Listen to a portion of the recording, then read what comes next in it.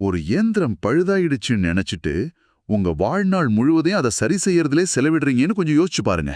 அதாவது அதோட உதிரி பாகங்களை மாத்துறது, புதுசா பெயிண்ட் அடிக்கிறது. ஆமா, ஒவ்வொரு நாளும் அதை எப்படியாவது சரி பண்ணிடணும்னு நம்ம ஓடிக்கிட்டே இருக்கோம். ஆனா பல வருஷ போராட்டத்துக்கு பிறகு உங்களுக்கு ஒரு உண்மை தெரிய வருது. அந்த இயந்திரம் பழுதாகவே இல்ல, அது அப்படிதான் இயல்பா செயல்பட வடிவமைக்கப்பட்டிருக்குன்னு தெரிஞ்சா உங்களோட மனநிலை எப்படி இருக்கும்? உங்களை இந்த ஆழமான அலசலுக்கு மிகுந்த உற்சாகத்தோட வரவேற்கிறேன். இன்னைக்கு நாம பேச போற விஷயம் உங்களை நீங்களே தொடர்ந்து மேம்படுத்திக்கணும்னு நீங்க ஓடுற அந்த வெறித்தனமான ஓட்டத்தை பத்தி தான். கண்டிப்பா. உங்களை நீங்களே சரி செய்யணும், பழைய காயங்கள்ல இருந்து குணமடையணும், இல்லனா ஆன்மீக ரீதியா ஏதோ ஒரு பெரிய அறிவொளியை அடையணும்னு நீங்க தொடர்ந்து ஓடிக்கிட்டே இருக்கீங்க இல்லையா? அதேதான். ஆனா இந்த ஓட்டமே உங்களை முழுமையா சோர்வடைய செய்துன்னா என்ன பண்றது? இப்போ நீங்க சொன்ன அந்த இயந்திரத்தோட ஒப்பீடு மிக சரியா பொருந்தது. ஏன்னா அந்த ஓட்டம் ஒரு முடிவில்லாத வட்டம் மாதிரி. நாம ஒரு குறைய சரி பண்ணிட்டோம்னு நினைச்சு நிம்மதியாகிறதுக்குள்ள நம்ம மனம் அடுத்த குறைய கண்டுபிடிச்சிடும். சரியா சொன்னீங்க. இலக்குங்கிறது அடிவானம் மாதிரி. நம்ம ஓட ஓட அது தூரமாயிட்டே போகும். நாமும் நம்மள ஏதோ ஒரு பழுதடைந்த பொருளாவே நினைச்சுக்கிட்டு நம்மளோட இயல்பான குணங்களெல்லாம் மாத்த முயற்சி பண்றோம். இந்த மாய வலையிலிருந்து எப்படி தப்பிக்கிறது அப்படிங்கறத பத்தி தான் இன்னைக்கு நம்ம விவாதிக்க போறோம். அதுக்காக தான் இன்னைக்கு ஒரு அற்புதமான படைப்பை நம்ம கையில எடுத்திருக்கோம். ஆமா, ஜெஃப் ஃபாஸ்டர் எழுதின த வே ஆஃப் ரெஸ்ட் அப்படிங்கிற புத்தகம் தான் இன்னைக்கு நம்ம தேடலோட மூலப்பொருள். இது வெறும் அறிவுரைகளை அள்ளி வீசுற புத்தகம் கிடையாது. பல கட்டுரைகள், குறிப்புகள், அப்புறம் மனித மனதோட ஆழமான வழிகளை புரிஞ்சுக்கிற சிந்தனைகளோட ஒரு அற்புதமான தொகுப்பு. இப்போ இன்னைக்கு நம்மளோட இந்த ஆழமான அலசலோட நோக்கத்தை நம்ம முதல்ல தெளிவா புரிஞ்சுக்கணும். அதாவது நம்மிடம் உள்ள குறைகளை சரி செய்யற போராட்டத்தை கைவிடுறது எப்படி உண்மையான அமைதிக்கும் குணமடைதலுக்கும் வழிவகுக்கும் அப்படிங்கறத ஆழமா ஆராயறது தான் நம்ம நோக்கம். எதையாவது தேடி ஓடுறத நிறுத்திட்டு இருக்கிற இடத்துல இருக்கிற நிலையிலேயே எப்படி முழுமையா இளைப்பாறுவது அப்படிங்கறத நம்ம பார்க்க போறோம். ஓகே, இதை நாம சற்று விரிவாக அலசுவோம். கண்டிப்பா அலசுவோம். நம்மள நாமே சரி செய்ய முயல்வதை முதல்ல நிறுத்துங்க அப்படிங்கிற இந்த ஒற்றை வரி கேட்கறதுக்கு மிக சாதாரணமா தோணலாம். ஆனா நீங்க இதை கொஞ்சம் ஆழமா சிந்திச்சு பாத்தீங்கன்னா இது உங்க ஒட்டுமொத்த வாழ்க்கை முறையை தலைகீழா மாற்றி போடக்கூடியது. உண்மைதான். ஏன்னா சிறு வயசுல இருந்தே உன்கிட்ட ஏதோ குறை இருக்கு, நீ இன்னும் கடினமா உழைக்கணும், நீ இன்னும் அழகா மாறணும், நீ இன்னும் புத்திசாலி ஆகணும் அப்படின்னு தானே இந்த சமூகம் உங்களுக்கு கத்து கொடுத்துருக்கு. ஆமா, நீங்க எப்பவுமே உங்ககிட்ட ஏதோ குறை இருக்குன்னு நம்பித்தான் வாழ பழகிருக்கீங்க. அந்த நம்பிக்கையை தான் ஜெஃப் ஃபாஸ்டர் சுக்குநூறா உடைக்கிறாரு. இந்த புத்தகத்தோட மைய கருத்தே உங்களை நீங்களே குணப்படுத்தவோ சரி செய்யவோ அல்லது அறிவொளி பெறவோ செய்யற அத்தனை முயற்சிகளையும் முதல்ல கைவிடுங்க அப்படிங்கிறது தான். ஓஹோ, ஏன்னா நாம எதை குறைன்னு நினைக்கிறோமோ அது குறையில்ல, அது ஒரு தற்காப்பு அரண் இல்லையா? மிகச்சரியா சொன்னீங்க. இதுக்கான ஆழமான உளவியல் காரணத்தை ஆசிரியர் ரொம்ப அழகா சொல்றாரு. சிறு வயதுல நீங்க இந்த உலகத்தோட உணர்ச்சிகரமான தாக்கங்கள்ல இருந்து தப்பிக்க உங்க பிஞ்சு இதயத்தை சுத்தி பல கண்ணுக்கு தெரியாத சுவர்களை எழுப்புனீங்க. அதாவது ஒரு குழந்தை தங்கிட்ட இருக்கிற வலிகள், பயங்கள், அப்புறம் தனிமை, இது எல்லாத்தையும் அப்படியே உணர்ந்தா அது அந்த குழந்தைக்கு தாங்க முடியாத மன அழுத்தத்தை கொடுக்கும். அதேதான். அதனால அந்த வழிகளை உணராம இருக்க நீங்க உங்களையே மறத்து போகச் செய்தீங்க. உங்க மனதை சுத்தி ஒரு கோட்டையை கட்டினீங்க. இப்போ புரியுது. அதாவது அந்த நேரத்துல அது மிக சிறந்த தற்காப்பு முறையா உங்களை காப்பாத்துற ஒரு கவசமா இருந்துச்சு. ஆனா இப்போ நீங்க வளர்ந்து பெரியவரான பிறகு என்ன ஆகுது? என்ன ஆகுதுன்னா, உங்களை பாதுகாக்கிறதுக்காக நீங்க கட்டின அந்த சுவர்களே உங்களை வெளி உலகத்தோட அன்பு செலுத்த விடாம தடுக்கிற சிறைச்சாலையா மாறிடுச்சு. ஆமா, உங்களை காப்பாத்தின அதே கவசம் இப்போ உங்களை மூச்சு திணற வைக்குது. ரொம்ப துல்லியமான பார்வை இது. நம்மள பாதுகாத்துக்க நாம உருவாக்குன அந்த சரியான அல்லது முழுமையான பிம்பம் இப்போ நாம இயல்பா தன்னிச்சையா வாழ்றதையே தடுக்குது. மத்தவங்க நம்மள எந்த குறையும் இல்லாத ஒருத்தரா பார்க்கணும் அப்படிங்கிறதுக்காக அந்த பொய் பிம்பத்தை கட்டி காப்பாத்தவே நம்ம முழு சக்தியும் நாம செலவிடுறோம். இந்த தொடர் போராட்டம் தான் நம்மளோட ஒட்டுமொத்த சோர்வுக்கும் அடிப்படை காரணம். இது எனக்கு எப்படின்னா, ஒரு ஒப்பீடு சொல்றேன் கேளுங்க. நீங்க ஒரு மிக சிறந்த திரைப்படத்தை பார்க்க திரையரங்கிற்கு போறீங்க. சரி. அந்த திரைப்படத்தோட கதைய, அதோட உணர்ச்சிகளை பார்த்து ரசிக்கிறதுக்கு பதிலா ஓடிக்கிட்டு இருக்கிற அந்த திரைப்படத்தை ஒவ்வொரு காட்சியிலையும் பாஸ் பண்ணிட்டு என்ன பண்றோம்? இந்த காட்சியில வெளிச்சம் சரியா இல்லையே, இந்த வசனத்தை இப்படி மாத்தி எழுதியிருக்கலாமே, இந்த கதாபாத்திரத்தோட உடை சரியா இல்லையே அப்படின்னு அதுல இருக்கிற குறைகளை திருத்தம் செய்ய முயல்றது போல இருக்கு. இல்லையா? அட்டகாசமான ஒப்பீடு. வாழ்க்கையும் அப்படிதான். ஓடிக்கிட்டு இருக்கு. நீங்க உங்க வாழ்க்கைய வாழ்ந்து ரசிக்கிறத விட்டுட்டு அதை எடிட் பண்றதுலயே முழு நேரத்தையும் செலவிடுறீங்க. ஆமா. நீங்க சொல்ற இந்த திரைப்படத்தோட ஒப்பீட்டையே நம்ம இன்னும் கொஞ்சம் ஆழமா பார்க்கலாம். காலப்போக்குல முழுமையை அடையறது அப்படிங்கிறது மனித வாழ்வுல முற்றிலும் சாத்தியமற்ற ஒரு விஷயம்னு ஆசிரியர் ஒரு அற்புதமான விளக்கத்தின் மூலம் சொல்றாரு. அது என்ன விளக்கும்? நாம அந்த திரைப்படத்துல வர காட்சிகளை போன்றவர்கள் கிடையாது. நாம அதற்கும் பின்னால் இருக்கிற ஒரு நிலையான வெள்ளைத்திரை போன்றவர்கள். ஓ, ஸ்கிரீன் மாதிரி. ஆமா. அந்த திரையில ஓடுற திரைப்படத்துல காட்சிகள் மாறலாம். சில காட்சிகள்ல பெரும் போர் நடக்கலாம். சில காட்சிகள்ல மழை பெய்யலாம். சில காட்சிகள்ல சோகம் வரலாம். ஆனா திரைப்படத்துல தீப்பிடிச்சு எரிஞ்சா அந்த வெள்ளித்திரை எரிஞ்சு சாம்பல் ஆகிடுமா? கண்டிப்பா இல்ல. திரைப்படத்துல பெருமழை பெய்ஞ்சா திரை நனைஞ்சிடுமா? இல்ல. அது போலவே உங்க வாழ்க்கையில வலிகள், அவமானங்கள், குறைகள் வந்து போகலாம். ஆனா உங்க உண்மையான உள்மனம் அந்த திரைய போல எதனாலையும் பாதிக்கப்படாம நிலையா இருக்கு. இது கேட்கும்போதே மனசுக்குள்ள ஒரு பெரிய ஆசுவாசம் கிடைக்குது. அப்படியென்றால் நம்ம குறைகள், தழும்புகள், சுருக்கங்கள் எல்லாமே நாம சரி செய்ய வேண்டிய விஷயங்கள் கிடையாதா? ஜெஃப் ஃபாஸ்டர் சொல்ற மாதிரி அவை அனைத்தும் ஒரு தெய்வீகமான கலைப்படைப்பு. இன்னைக்கு நீங்க கண்ணாடியில உங்கள பாக்கும்போது சமூகம் உங்க மேல திணிச்சிருக்கிற அழகு மற்றும் முழுமை அப்படிங்கிற அந்த போலி லென்ஸ கழட்டிட்டு பாருங்க. ஆமா. கண்களுக்கு கீழே இருக்கிற அந்த சுருக்கங்கள் நீங்க பல வருஷமா வாய் விட்டு சிரிச்சதோட அடையாளங்கள். உங்க உடம்புல இருக்கிற தழும்புகள் நீங்க பலமுறை கீழே விழுந்து மீண்டும் எழுந்து நடந்ததோட சுவடுகள். சரியா சொன்னீங்க. உங்களோட குறைகளே உங்களை முழுமையாக்குது. நீங்க இந்த குறைகள் எதுவும் இல்லாம முழுமையா இல்ல. இந்த எல்லா சுவடுகளோடும் தழும்புகளோடும் சேர்ந்து தான் ஒரு முழுமையான மனிதரா இருக்கீங்க. அப்போ நம்மகிட்ட இருக்கிற குறைகளை நிராகரிக்கிறது அப்படிங்கிறது நம்மளோட ஒரு பாதிய நாமே நிராகரிக்கிறதுக்கு சமம். உங்க உடலையும் மனதையும் ஒரு போர் வீரனை போல பாருங்க. போர்க்களத்துல காயம்பட்ட ஒரு வீரனை நாம குறையுடையவன் சொல்வோமா? கண்டிப்பா இல்ல. அவனோட காயங்களை அவனோட வீரத்தோட அடையாளமா கொண்டாடுவோம் தானே. அதே போலத்தான் உங்க வாழ்க்கையும். நீங்க அந்த முழுமைய உங்க குறைகளை ஏற்கும்போதுதான் உண்மையான குணமடைதல் ஆரம்பமாகுது. சரி, நம்ம உடல் ரீதியான குறைகளையும் குணாதிசயங்கள்ல இருக்கிற பழக்க வழக்கங்களையும் ஒரு கலைப்படைப்பா ஏத்துக்கிறது கேட்கறதுக்கு ரொம்ப அழகாத்தான் இருக்கு. ஆனா எனக்கு இங்க ஒரு பெரிய தயக்கமும் மாற்று கருத்தும் வருது. சொல்லுங்க, என்ன அது? இப்போ உடல் வலி, மரண பயம், தாங்க முடியாத மன அழுத்தம், இதெல்லாம் நாம என்ன செய்யறது? உதாரணத்துக்கு எனக்கு தாங்க முடியாத ஒரு தலைவலியோ அல்லது முதுகு வலியோ இருந்தா அதை நான் சரி செய்ய தானே நினைப்பேன். அல்லது எனக்கு என் வேலையை பத்தின தீராத கவலை இருந்தா அதுலேருந்து நான் தப்பிக்கத்தானே நினைப்பேன். புத்தகத்துல உன் அரக்கர்களுக்கு நமஸ்தே சொல்லுன்னு கூறப்பட்டிருக்கு. இது நடைமுறைக்கு சாத்தியமா? ஒரு கொடிய வலியையோ அல்லது மன அழுத்தத்தையோ நான் எப்படி பார்த்து சிரிக்க முடியும்? உங்க தயக்கம் ரொம்ப நியாயமானது. இது ஒரு மிக முக்கியமான கேள்வியையும் எழுப்புது. நாம வலிய பாக்குற விதமே இங்க முற்றிலும் தவறா இருக்குன்னு ஜெஃப் ஃபாஸ்டர் சொல்றாரு. எப்படி தவறுன்னு சொல்றீங்க? வலி அப்படிங்கிறது ஒரு தண்டனையோ அல்லது நீங்க கடந்த காலத்துல செஞ்ச ஏதோ ஒரு தவறுக்கு கிடைச்ச சாபமோ கிடையாது. அது அன்பை வேண்டி நிற்கிற ஒரு ஆதரவற்ற குழந்தை. ஆதரவற்ற குழந்தையா? ஆமா. இங்க நாம ஒன்ன மிக தெளிவா பிரிச்சு புரிஞ்சுக்கணும். உடல் வலி அப்படிங்கிறது வேறு.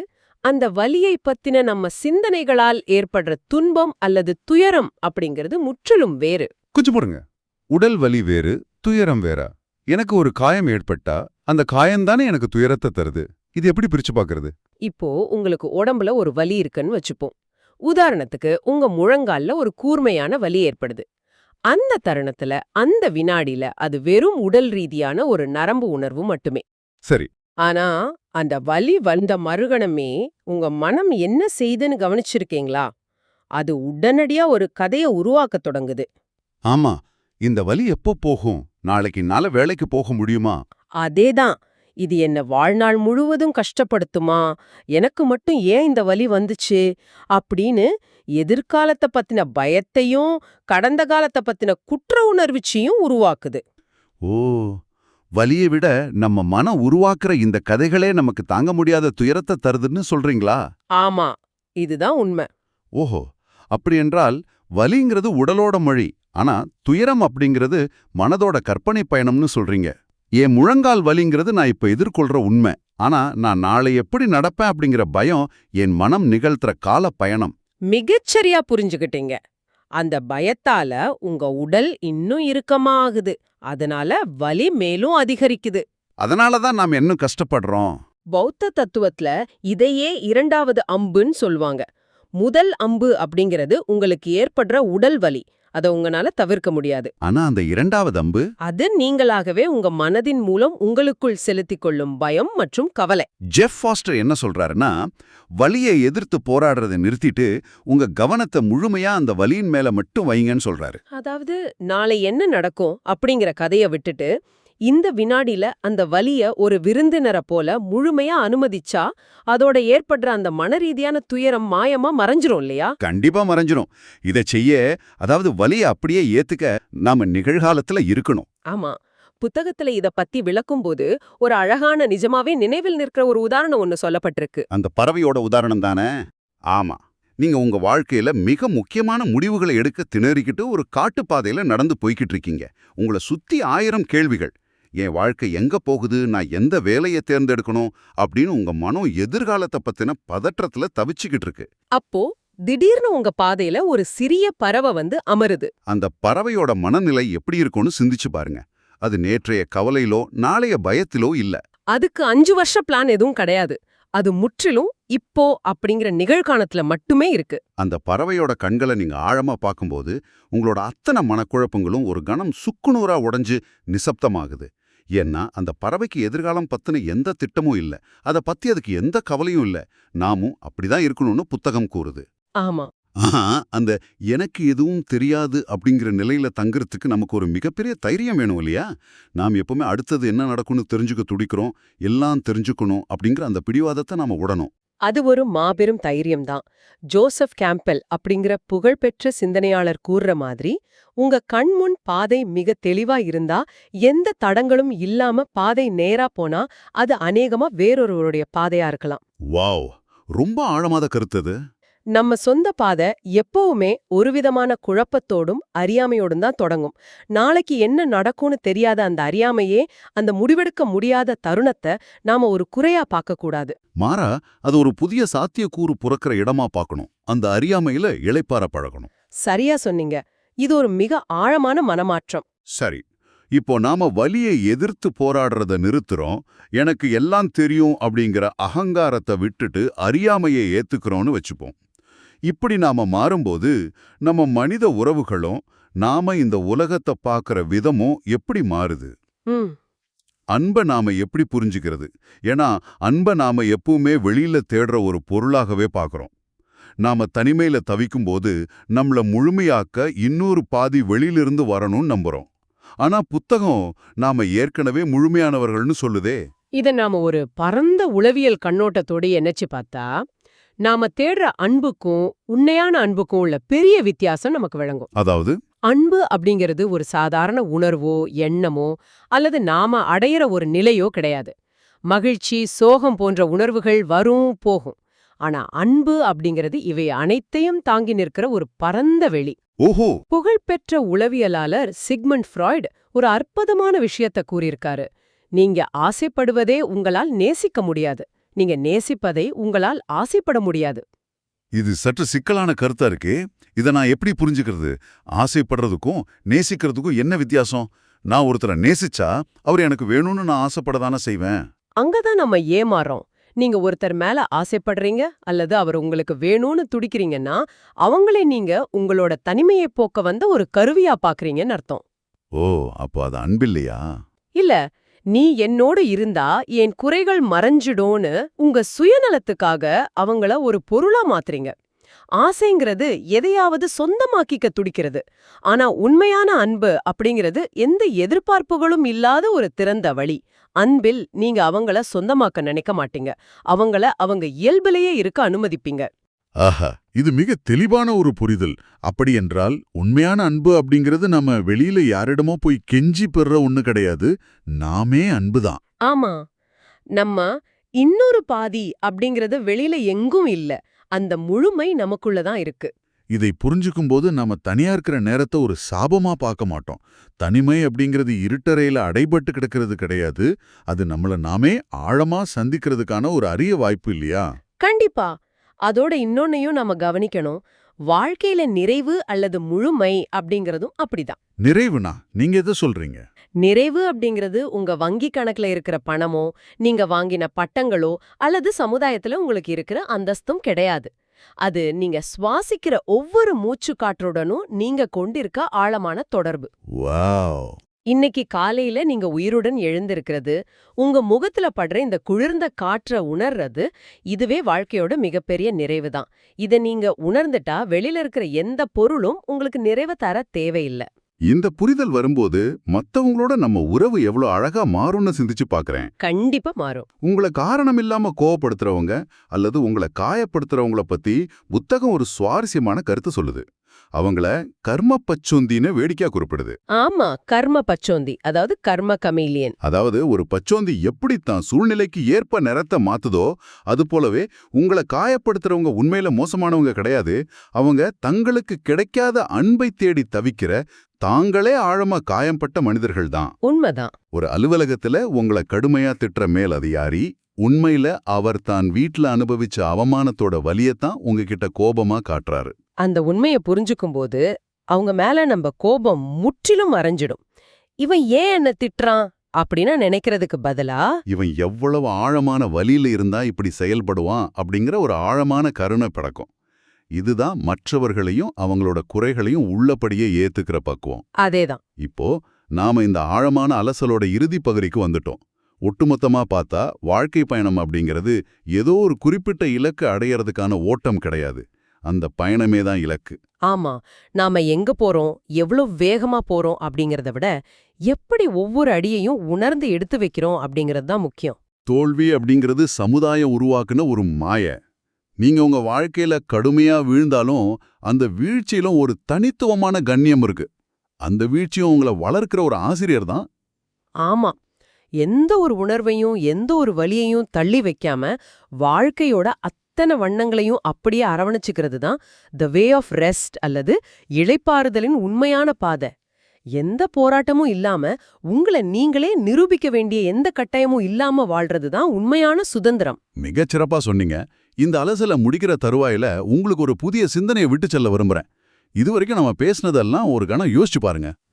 உங்ககிட்ட குறைபாடுகள்னு எதுவுமே இல்ல, நீங்க உங்களை எதையும் சரி செய்ய வேண்டியதில்ல அப்படின்னு இன்னைக்கு நீங்க முழுமையா உணர்ந்துட்டீங்கன்னா நாளை காலம் நீங்க கண்குளிக்கும் போது உங்க வாழ்க்கை எப்படி இருக்கும்? ஒரு பெரிய பாரம் இறங்கின மாதிரி இருக்கும். கண்டிப்பா. உங்களை மேம்படுத்திக்கணும்னு இதுவரைக்கும் நீங்க செலவழிச்ச அந்த அபரிமிதமான சக்தியும் நேரமும் நாளைக்கு உங்களுக்கு மிச்சமாகும் இல்லையா? அந்த புதிய சுதந்திரத்தை, அந்த அளப்பரிய ஆற்றலை நீங்க எதற்காக பயன்படுத்த போறீங்க? உங்களை நீங்களே திருத்தம் செய்யறத நிறுத்திட்டு உங்க வாழ்க்கை திரைப்படத்தை அப்படியே ரசிக்க தொடங்குங்க. ஒரு அற்புதமான சிந்தனை இது. இப்போ வீடியோவின் இறுதி பகுதி. இவ்வளவு நேரம் கேட்டதற்கு ரொம்ப நன்றி. இந்த Tamil voice reads channel monetisation இல்லாம தான் நடக்குது. இந்த ஆடியோ புத்தகம் உங்களுக்கு பயன் தருது என்று நினைத்தால் இந்த முயற்சி தொடர்ந்து போக உங்க ஆதரவு மிகவும் உதவும். என்னுடைய இந்த முயற்சிக்கு நன்கொடை அளிக்க விருப்பம் இருந்தால் டிஸ்கிரிப்ஷன்ல கொடுக்கப்பட்டுள்ள UPI ஐடி மூலம் வழங்கலாம். உங்களால் முடிந்த அளவு போதும். சிறிய ஆதரவும் பெரிய உதவிதான். இந்த வீடியோ உங்களுக்கு பயனுள்ளதாக இருந்தால் சப்ஸ்கிரைப் பண்ணுங்க, மற்றவர்களுக்கும் பகிர்ந்து கொள்ளுங்கள். இந்த கருத்துக்கள் அவர்களுக்கும் தேவையாக இருக்கலாம். லைக் பண்ணுங்க, உங்க கருத்துக்களை காமெண்ட்ல பகிருங்கள். மனப்பூர்வமான நன்றி.